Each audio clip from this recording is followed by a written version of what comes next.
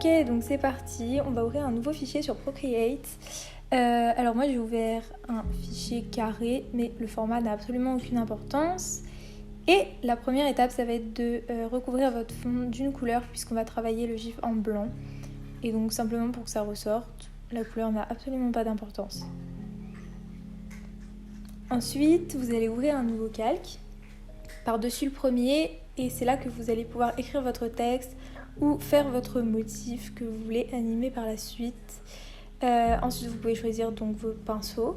Le pinceau n'a absolument pas d'importance, vous pouvez prendre n'importe lequel, ça marchera. Moi j'ai choisi encre sèche parce que j'aimais bien le rendu, c'est assez simple. Ensuite j'ai fait les derniers réglages, donc par exemple la taille et l'intensité du pinceau. Et j'ai commencé à écrire, donc j'ai choisi un mot court, simple, pour que ce soit plus simple pour vous, pour visualiser ce que je fais.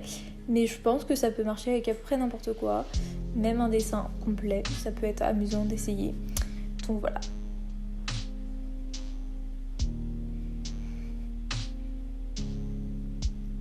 Bon là on peut voir que j'avais testé plusieurs trucs, mais finalement ça m'allait pas trop.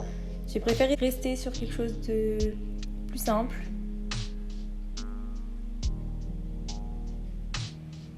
Bon, évidemment, c'était pas centré, donc j'ai remis ça au centre, mais pareil, c'était pas vraiment utile, c'est pas une étape majeure. Et ensuite, le moment le plus intéressant, vous allez aller dans le menu tout en haut à gauche, et vous allez aller dans Toile, il y a Assistant d'animation, et hop, vous cliquez. En bas de votre écran, vous allez avoir une barre avec vos calques qui apparaissent, et c'est là que vous allez animer. Donc déjà, j'ai pris le premier, qui est donc mon fond, et je l'ai activé en arrière-plan, pour toujours que mon texte ressorte bien sur le fond et que je ne sois pas perdue au bout de 2 calques. Et ensuite, on va simplement ouvrir un calque et repasser par-dessus le texte qu'on a déjà écrit.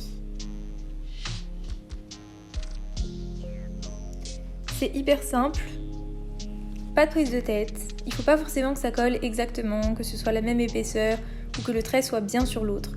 Justement, c'est ça qui va donner le mouvement à votre GIF. C'est les petits décalages qu'il va y avoir à chaque fois que vous allez repasser dessus. Moi, on voit bien sur mon haut que j'ai décalé. Faut surtout pas faire un truc parfait, sinon ça marchera pas.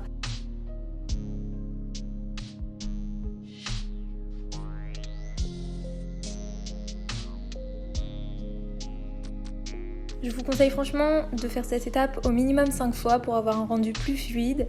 Après, vous pouvez le faire beaucoup plus ou beaucoup moins.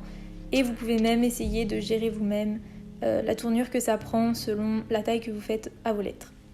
Vous pouvez appuyer sur le petit outil lecture pour voir régulièrement ce que ça donne. Et le moment de l'exportation est venu. Donc vous appuyez toujours dans le menu partager et tout en bas vous allez avoir une option GIF animé. C'est là qu'il faut cliquer. À la droite vous avez votre GIF qui apparaît et à gauche les réglages. Donc vous pouvez voir par exemple le nombre d'images par seconde. Moi ça m'allait, j'ai exporté. Ensuite, c'est super simple.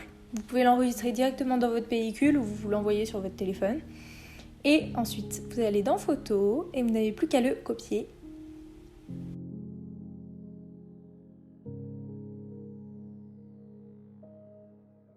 Une fois que c'est fait, on retourne sur Instagram. J'avais déjà préparé ma petite photo.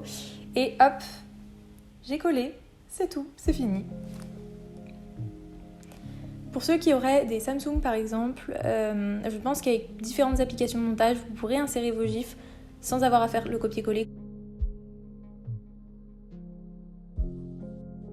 Et là, vous pouvez retourner voir votre chat, lui faire un gros câlin.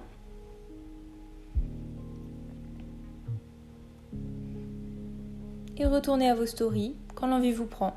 Votre GIF est toujours là, hop, copier, coller et c'est parti.